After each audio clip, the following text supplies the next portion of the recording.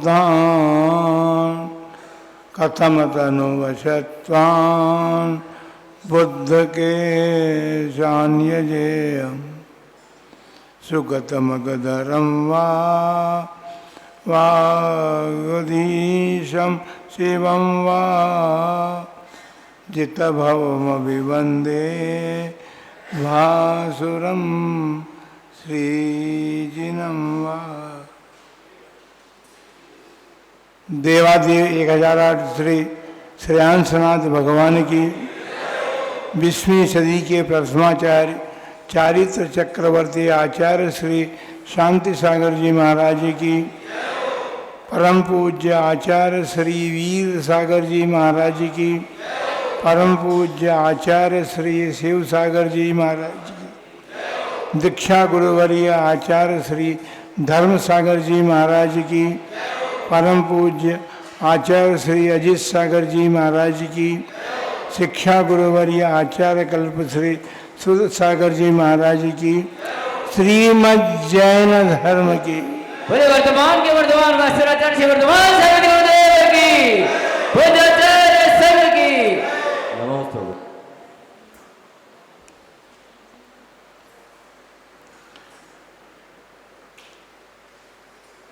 श्रावक धर्म की बात करनी है। श्रावक धर्म भगवान का बताया वह धर्म ही है और भगवान ने 4 पुरुषार्थों की चर्चा की।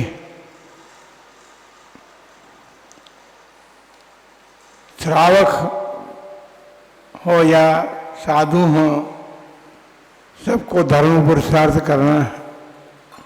पहला धर्म पुरुषार्थ, श्रावक जन अर्थ और काम पुरुषार्थ करते हैं, इसलिए बीच में उनका नाम रखा है।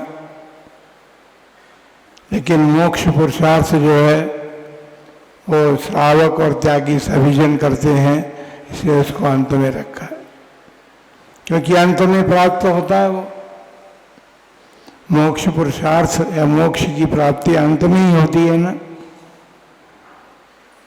शुरू प्रारंभ में तो होती नहीं हो। धर्म का पुरुषार्थ करने से उस तरफ हमारे कदम बढ़ते हैं और धर्म पुरुषार्थ जो है वो भगवान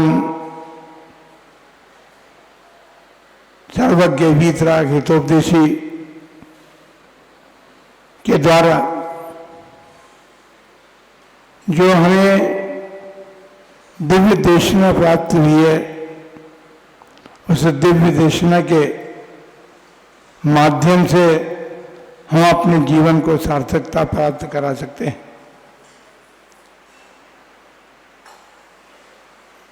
चारों पुरुषार्थ करने योग्य हैं, लेकिन परस्पर में एक दूसरे को बाधा पहुंचाते हुए पुरुषार्थ नहीं करने पड़े। अर्थ पुरुषार्थ हो या काम पुरुषार्थ हो, गृहस्थों को ये ध्यान रखना चाहिए कि धर्म पुरुषार्थ भूल न जाए हम और केवल अर्थ और काम पुरुषार्थों में लग जाए। काम पुरुषार्थ जब कहा जाता है तो अकेले एक कार्य के प्रति दृष्टि जाती, किंतु काम का अर्थ होता इच्छाएं। और श्रावक जन जो हैं अपना जीवन जीते हुए नाना प्रकार की इच्छाएं और कामनाएं रखते हैं, उन सब पर पुरुषार्थ पूर्वक विजय प्राप्त करना जो है वह हमारा पुरुषार्थ कहलाएगा। धर्म पुरुषार्थ ऐसा पुरुषार्थ है जिसके माध्यम से हम मोक्ष पुरुषार्थ की ओर बढ़ सकते हैं, किंतु श्रावक जन जो हैं अर्थ पुरुषार्थ की प्रधानता से अपना सारा जीवन व्यर्थ नष्ट कर देते हैं। हम ये नहीं कह रहे हैं कि श्रावक जो है अर्थ पुरुषार्थ न करे, अर्थ पुरुषार्थ तो करे, लेकिन अर्थ पुरुषार्थ करते हुए वह उन बातों का भी ध्यान रखे जिससे उसका मनुष्य जन्म सार्थकता को प्राप्त होता है। अर्थ पुरुषार्थी व्यक्ति जो है वो धर्म को भूल सा जाता है, केवल अर्थ पर उसकी दृष्टि रहती है और उसके कारण जो है वो चाहे हमारी जाति रसातल पर चली जाए, हमें अर्थ पुरुषार्थ करना है। और अर्थ पुरुषार्थ करते समय हम किससे संबंध बना रहे हैं, किन लोगों से संबंध हमारा बना हुआ है अर्थ पुरुषार्थ में, इस बात का ध्यान रखना अति आवश्यक है। अर्थ पुरुषार्थी जीव, मात्र अर्थ पुरुषार्थी जीव जब धर्म को भूल जाता है तो वो अपनी जाति को भूल जाता है और गुण समूह को भूल जाता है कि मैं श्रावक धर्म का परिपालन करने वाला हूँ। और श्रावक धर्म बड़ा महान धर्म है, यह कहें कि जड़ रूप है। यदि धर्म पुरुषार्थ न हो तो हम मोक्ष पुरुषार्थ तक नहीं बढ़ सकते। इसलिए शील की आवश्यकता है और कुल अथवा मूल निवास अर्थात हमारे परिवार के संबंध में भी हमें चिंता रखनी पड़ेगी कि हम अर्थ पुरुषार्थ के समय इस बात को ध्यान रखें। हाँ, ये बात तो निश्चित है कि अर्थ पुरुषार्थ करने के लिए व्यक्ति अपने परिवार का ध्यान रखता है। मेरे परिवार में सब प्रकार की साधन संपन्नता हो, ये ध्यान रख करके वह अर्थ पुरुषार्थ करता है। और अर्थ पुरुषार्थ करते समय वह ये बात भी ध्यान में रखता है कि बैरी और पराक्रम से अधिक युक्त व्यक्ति के प्रति भी वह ध्यान रखे कि उनके द्वारा मुझ पर कोई संकट आपत्ति न आए। क्योंकि देखा जाता है, हमने घर में देखा है अपने बचपन में, हमारे पड़ोस में शराब की दुकान थी और शराब की दुकान पर जब पुलिस आकर के बैठती तो हम सोचते थे, बच्चे थे, सोचते थे कि भाई पुलिस इनके घर में क्यों आई है। पुलिस इसलिए आती थी कि आपने जो माल खरीदा है वह माल चोरी का तो नहीं है, इसकी खोज करने के लिए पुलिस वहाँ पर आती थी। तो अर्थ पुरुषार्थ का एक दोष है, वह हमें ध्यान रखना पड़ेगा कि हम उस अर्थ पुरुषार्थ को करते हुए ये तो नहीं कर रहे हैं कि कहीं चोरी का माल खरीद करके या चोरों को हम प्रोत्साहन तो नहीं दे रहे हैं, इस बात का हमें ध्यान रखना पड़ेगा। पांच प्रकार के पाप हैं, उन 5 प्रकार के पाप में परिग्रह तो अंतिम है, लेकिन उसके पहले हिंसा, झूठ, चोरी और कुशील, ये 4 पाप हैं। इन 4 पापों का भी उल्लंघन करके हमें परिग्रह परिमाण करना होगा। परिग्रह पाप है और श्रावक उसे छोड़ नहीं सकते सर्वथा, लेकिन श्रावकों को परिमाण करना होगा। उनके परिमाण में वो अपने आवश्यकता के अनुसार सभी बातों का परिमाण करके और बाकी जो हमारे काम में नहीं आने की चीज़ें हैं उसको हम त्याग कर सकते हैं। क्योंकि परिग्रह एक ऐसा वह है, हमने सुना है अदानी और अंबानी का बहुत बड़ा नाम है देश में और वे बहुत बड़े उद्योगपति हैं, बहुत बड़े उद्योगपति हैं। अब ये पता नहीं है हमें कि उनका धन कहाँ लग रहा है, लेकिन इतना अवश्य है कि जिस मकान में वे रहते हैं वो मकान इतना बड़ा है कि उसमें रहने वाले केवल 2 प्राणी, पति और पत्नी। बाकी के कमरे या बाकी का मकान जो है उनके नौकर चाकरों के काम में आ रहा है। तो ये एक प्रकार की दुर्व्यवस्था है। आवश्यकता जितनी है उसे थोड़ा ज़्यादा रखते। उद्योग करते हैं, हमारे आर के मारवाड़ वाले भी करते हैं उद्योग, वे भी बहुत कमा रहे हैं, लेकिन उनका धन जो है धर्म में भी खर्च होता है, देश शास्त्र गुरु की भक्ति में भी खर्च होता है। और इतना ही नहीं, वे सद्गृहस्थ हैं और अपने साधर्मी बंधु जो हैं उन गृहस्थों का भी ध्यान रखते हैं। उनकी आवश्यकताओं को ध्यान में रखते हुए वे करोड़ों रुपया प्रति वर्ष दान में लगाते हैं, क्योंकि गृहस्थ जो है वह प्रधान धर्म का परिपालन करने वाला होता है। भगवान की पूजन के साथ साथ अपनी शक्ति के अनुसार दान देना भी उसका कर्तव्य होता है। तो अंबानी अडानी के कैटेगरी में हम यदि आर के मार्वल की तुलना करें तो हम समझते हैं कि हमारी समाज में भी एक ऐसा उद्योगपति हुआ है जो समाज की भी और धर्म की भी रक्षा करने में तत्पर है। बंधुओं, ये श्रावक धर्म जो है वो परोपकार की उपदेश भी देता है। केवल अपना ही उपकार नहीं करना है, हमें परोपकार भी करना है। परोपकार करते हुए हमें ये भी ध्यान रखना है कि हमारा साधवी पड़ोसी तो भूखा नहीं है, उसके बच्चे भी हैं, उसके बाल बच्चे जो हैं वे चिकित्सा और शिक्षा के कारण, धन के कारण वो दोनों शिक्षा या चिकित्सा को प्राप्त कर पा रहे हैं या नहीं कर पा रहे हैं, इत्यादि सब बातों का ध्यान रखना पड़ेगा। हमारे समाज में वैधव्य को प्राप्त महिलाएं भी हैं, उनका वैधव्य जीवन कैसा जिया जा रहा है ये सबको मालूम है, सभी लोग अच्छी तरह जानते हैं।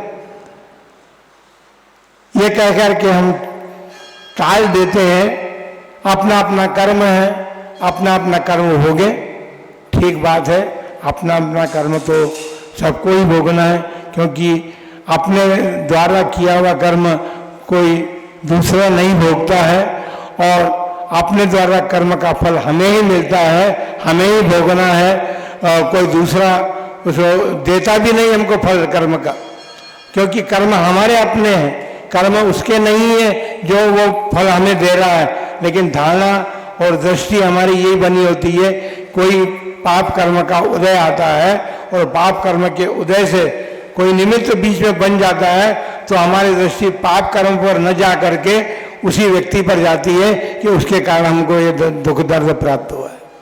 बंधुओं, कर्म एक ऐसी वस्तु है,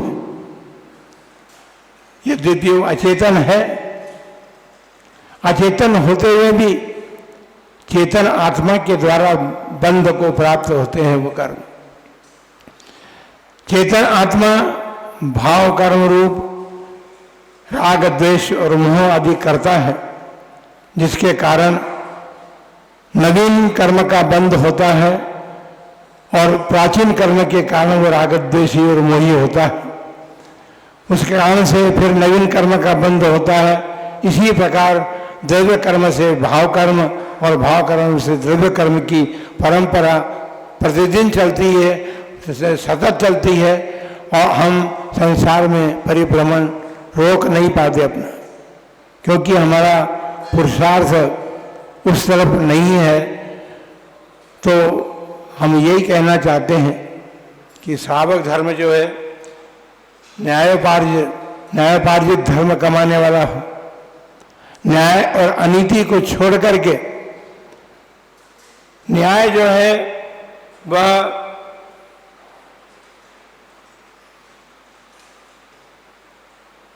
संतोष को जिसके जीवन में होता है वो न्याय को भी ध्यान में रख करके अपने धर्म को या अपने अर्थ पुरुषार्थ को करता है। और न्याय और अनीति जो है मेरी भावना में कहा है, अन्याय और अनीति जो है वह कभी भी सुखदायी नहीं हो सकती है, वह दुखदायी ही है। अन्याय और अनीति ने जिसके जीवन में स्थान प्राप्त किया है उसका जीवन बर्बाद ही हुआ है, उसका जीवन कभी सुखी नहीं हुआ है। अन्याय वह बात है, दो बातें हमारे जीवन में है, अभक्ष और सप्त व्यसन का सेवन। ये अन्याय और अनीतियाँ हैं। इनका जीवन में स्थान यदि बन जाता है, हम अभक्ष पदार्थों को समझ नहीं पाते हैं, अभक्ष पदार्थों का सेवन हम करते हैं। अभी हमें सवेरे प्रातःकाल की क्रिया के लिए गए थे, तो हम बहुत दिनों से सोच रहे थे ये आपका मिनरल वाटर जो है ना वो कैसा बनता है। अब आप सोचिए, यदि ईमानदारी से सोचें आप और उसकी खोज खबर करें तो पानी पीने योग्य नहीं है। वह अभक्ष की कोटि में है पानी, लेकिन हम उसका सेवन करते हैं क्योंकि वो जैन मिनरल वाटर से सप्लायर से आ रहा है।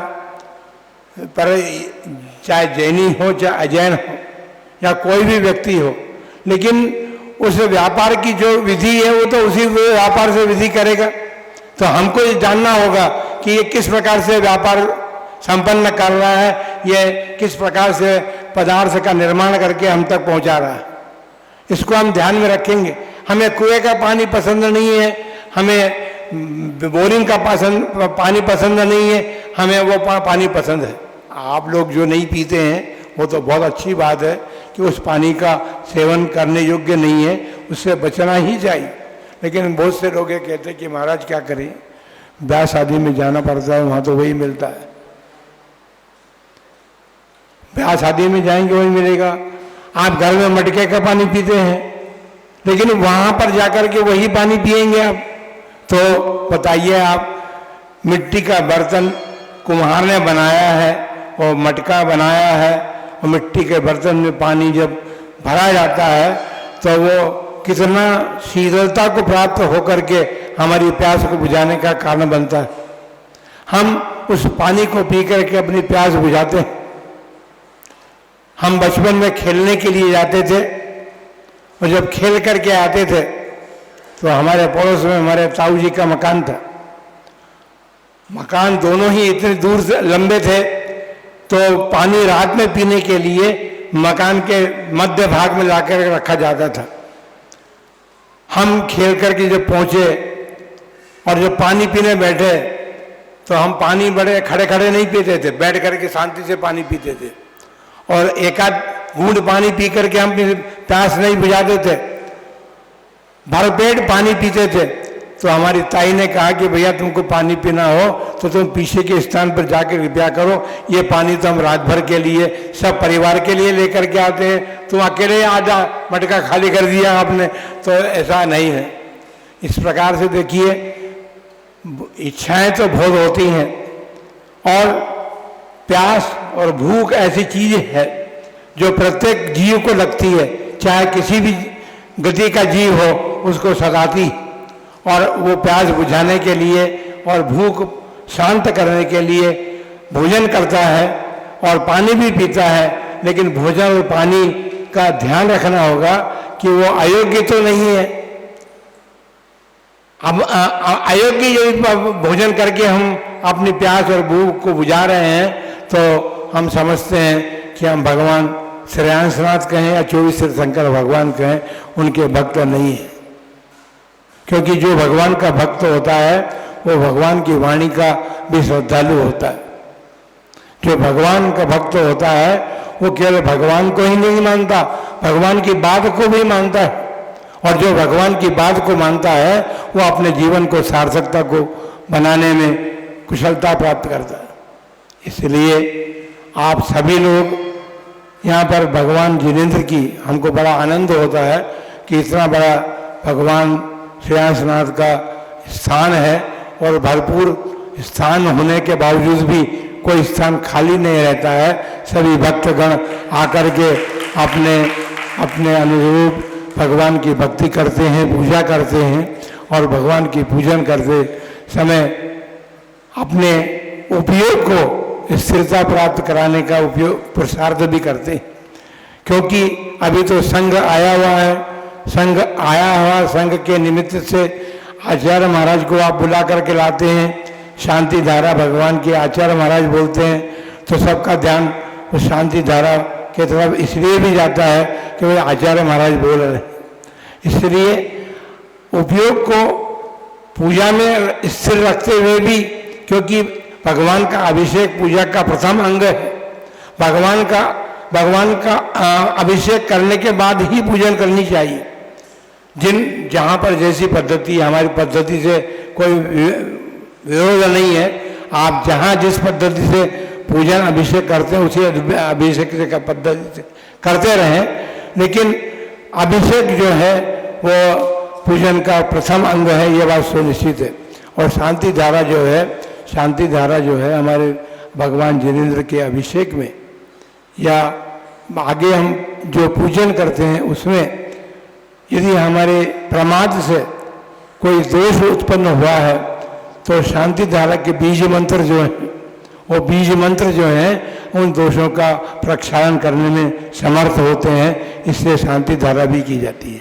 अन्यथा भगवान का अभिषेक तो एक कलश से भी कर सकते हैं, आप एक कलश से करके अपनी पूजन कर सकते हैं, लेकिन शांति धारा करने का जो अभिप्राय है वो अभिप्राय यही है कि हम अपने इस श्रावक धर्म के मुख्य 2 अंग हैं, उनके पालन करने में जो हमसे दोष बनता है, उस दोष में जो शांति धारा में जो मंत्र दिए गए हैं, जो बीज मंत्र दिए गए हैं, उनके उच्चारण का श्रवण करें, उनका उच्चारण करें और उनके उच्चारण पूर्वक हम शांति धारा करते हैं तो हमारे वो दोष भी शांति को प्राप्त होते हैं, हमारे दोषों का प्रायश्चित सा होता है। बंधुओं, श्रावक धर्म है, श्रावक धर्म में बहुत सी बातें ऐसी हैं। हमारे शिक्षा गुरुवर आचार्य कल्पप्रसाद सागर जी महाराज कहा करते थे कि भैया, क्योंकि वो श्रावक धर्म में रहे थे, श्रावक धर्म का परिपालन उन्होंने किया था, तो उन्होंने एक बार हमने पूछा उनसे कि महाराज अपनी तो 22 परिसर है मुनियों की, तो 22 परिसरों को ही सहन करना है।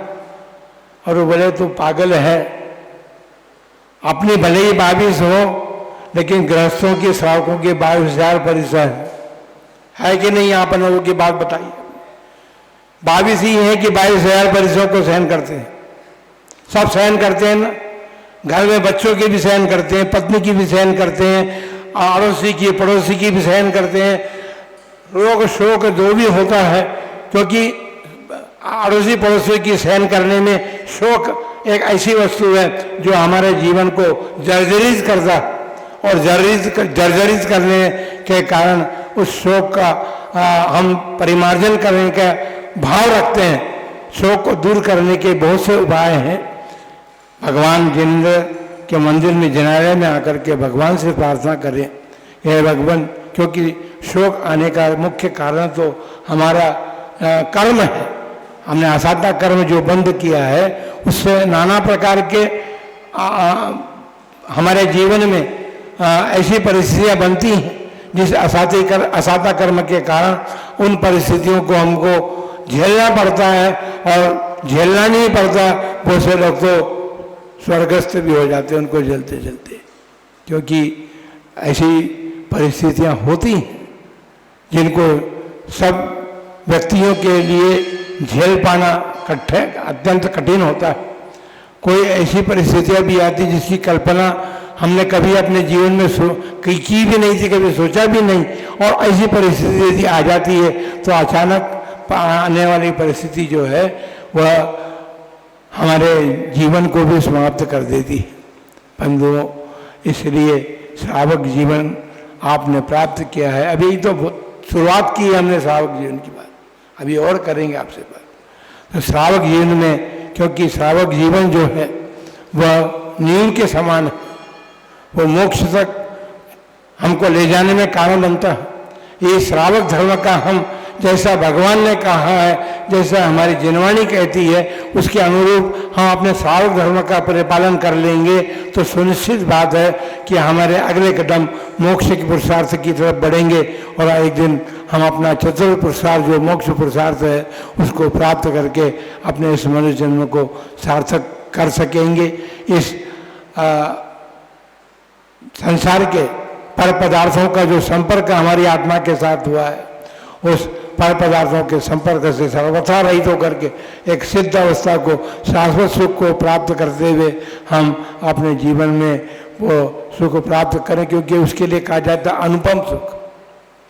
सिद्धों ने अनुपम सुख प्राप्त किया। आज सुख तो आप भी प्राप्त कर रहे हैं, जिसके घर में कमरे में एसी हो, कार में एसी लगी हो, किचन में एसी लगी हो, दुकान में एसी लगी हो, एसी में सारा जीवन बीत रहा है, लेकिन फिर भी आप सुखी नहीं है। वहां सुख का अनुभव तनिक है, क्षणिक है। गर्मी है, गर्मी का सीजन है, गर्मी में उससे थोड़ी ठंडी हवा मिल जाती है तो अपन सोचते हैं कि हमने वो किया, लेकिन जैसे ही यदि बिजली बंद हो जाए तो फिर क्या होगा, वो ऐसी भी दुखदायी होगी ना। तो इसलिए सुख का जो साधन हम जुटाते हैं वो सुख कालांतर में या परिस्थिति बस दुख का कारण बन जाता है और वो सुख हमारा सुखाभास होता है। इसलिए वास्तविक सुख तो घर त्याग करने में, घर त्याग करने के बाद भी परिस्थितियां बनती हैं। असाता कर्मा भी यहाँ भी नष्ट नहीं हुआ है, लेकिन फिर भी आप लोगों की अपेक्षाकृत साधुजन जो है, त्यागी जन जो है, सुखी अधिक हैं, क्योंकि आपके जीवन में जो अनेक प्रकार की चिंताएं हैं उन सब चिंताओं से मुक्त हो चुके हैं। इसलिए आप सभी भी आज नहीं कल नहीं कोई नहीं कभी अपने जीवन में ये भावना भाएं, भगवान के सामने प्रार्थना करें कि भगवान हमारे जीवन में वो दिन प्राप्त हो। क्योंकि जब अपने समाज में दिगंबर साधुओं का विहार नहीं हो रहा था, परिभ्रमण नहीं होता था, मिलते नहीं थे, तो विद्वान लोग गीत भजन गा गा करके अपना संतोष कर लेते थे और ये भावना करते थे कि वो दिन हम कैसे कब पाएं कि हम भी अपने जीवन में दिगंबर अवस्था को धारण कर सके। तो अपने को भी वो जीवन, ये शांति सागर जी महाराज का परम उपकार कि वे दक्षिण भारत में जन्मे और दक्षिण भारत में धर्म की प्रार्थना करने के बाद संघपति बम्बई वाले जो थे उनके निवेदन पर उन्होंने उत्तर भारत में सम्य शिखर की यात्रा का निमित्त बना करके विहार किया और उत्तर भारतीयों को भी सर्वप्रथम दिगंबर मुनि का दर्शन प्राप्त हुआ। आज उनके द्वारा बहुत सारे उपकार हम पर हैं। दिगंबर मुनियों के दर्शन कराने का उपकार है और हमारे जिनालय को सुरक्षित करने का और एक बहुत बड़ा कार्य उन्होंने किया, क्योंकि हमारे जिनालयों में अंग्रेजी सरकार जब थी उसी समय से अवांछित लोगों को ताले तोड़ करके, मंदिर के ताले तोड़ करके प्रवेश कराए गए। जब महाराज ने इस बात को सुना तो उनका मन कांप गया कि अब हमारी संस्कृति सुरक्षित नहीं रह सकती है। संस्कृति को सुरक्षित रखने का माध्यम तो जिनालय ही यदि नष्ट हो गए तो फिर हम अपनी संस्कृति को सुरक्षित कैसे कर सकेंगे। इसलिए संस्कृति को सुरक्षित करने के लिए उन्होंने अन्न का त्याग कर दिया। जबकि हम बता दें आपको कि शांति सागर जी महाराज अपने जीवन में फल नहीं खाते थे, सब्जी नहीं खाते थे, दाल चावल और दूध बस, घी नहीं लेते थे, तेल नहीं लेते थे, नमक नहीं खाते, शक्कर नहीं खाते थे, दही भी नहीं खाते थे। इस प्रकार सब रसों का त्याग था, फलों का त्याग था। आप बताइए कि जिन्होंने अन्न का त्याग कर दिया फिर उनके जीवन में लेने के लिए क्या बचा। और एक दो दिन के लिए नहीं, 1105 दिन के त्याग उनके हुए और उन्होंने उसके साथ साथ धर्म पुरुषार्थ को बनाए रखा। भगवान जिनालय के सम्मुख बैठ करके अनेक करोड़ों जापे किए हैं जब हमारे जिनालय बच सके। तो हमारे ऊपर उन महामनि शांति सागर जी महाराज का परम उपकार है कि आज हमको यत्र सर्वत्र दिगंबर साधुओं का, दिगंबर त्यागियों का दर्शन हो रहा है और वो दर्शन हम करके अपने जीवन को धन्य धन्य कर रहे हैं। ऐसे महामुनिराज शांति सागर जी महाराज का और अपन सब मनाएं और मना करके उनके उपकारों के प्रति, उनके उपकार हैं। आज उन्हीं के कुल में जन्मे साधुओं के उपकार बहुत हो सकते हैं, आप मानते होंगे, लेकिन जड़ में जो उपकार किए गए हैं वो तो आचार्य शांति सागर जी महाराज हैं। वे उपकार नहीं करते तो हमको ऐसे उपकारी साधु संत नहीं मिल सकते थे। इसलिए अपने मन में ये भावना जागृत होनी चाहिए, क्योंकि हम हमेशा कहते हैं कि भाई जड़ मूल को भी ध्यान रखना पड़ता है। आज कुछ लोग कह रहे हैं कि 20वीं शताब्दी तो गई, शांति सागर महाराज 20वीं शताब्दी में है, अब तो 21वीं शताब्दी में हमारी है। तो 20वीं शताब्दी चली गई, लेकिन 20वीं शताब्दी के बाद ही तो 21वीं आई है। 20वीं नहीं होती तो 21वीं कैसे आती? इसलिए 20वीं को भी हम न भूलें। यदि ऐसा कोई कहता भी है कि 20वीं शताब्दी को भूल जाए, वो अब तो 21वीं शताब्दी को याद रखें, तो ऐसा नहीं है। 20वीं को भी याद रखना पड़ेगा, और 20वीं शताब्दी को याद रखेंगे तो हमको आचार्य श्री शांति सागर जी महाराज का स्मरण बनाए रखना पड़ेगा, जिनके बदौलत हम इतना सुख शांति पूर्वक धर्म का सेवन कर पा रहे हैं, और धर्म के सेवन पूर्वक अपने जीवन को सार्थक कर रहे हैं। इसी भावना और मंगल भावना के साथ कि आप सब अपने जीवन में उन परमोपकारी गुरु का स्मरण बनाए रखें, और अब जो गुरुजन मिल रहे हैं जो हमारे उपकार करें, उनका भी उपकार हमारे ऊपर है, उनका स्मरण करना भी वो नहीं है। क्योंकि उपकारी का उपकार विस्मृत करना, भूल जाना, वह कृतज्ञता है। कृतज्ञता है कर्म को जानना, जो किए हुए को जानता है, अपने उपकारी के उपकारों को मानता है, वह कृतज्ञ है, और अपने उपकारी के उपकारों को भूलने का प्रयत्न करता है, वो कृतज्ञ है। इस प्रकार अपने दोनों ही बातों को ध्यान में रखते हुए कृतज्ञता हमारे जीवन का अभिन्न अंग बने, और हम अपने देव शास्त्र गुरु की भक्ति पूर्वक अपने जीवन को यापन करें। इन्हीं मंगल भावों के साथ आप सबके लिए आशीर्वाद।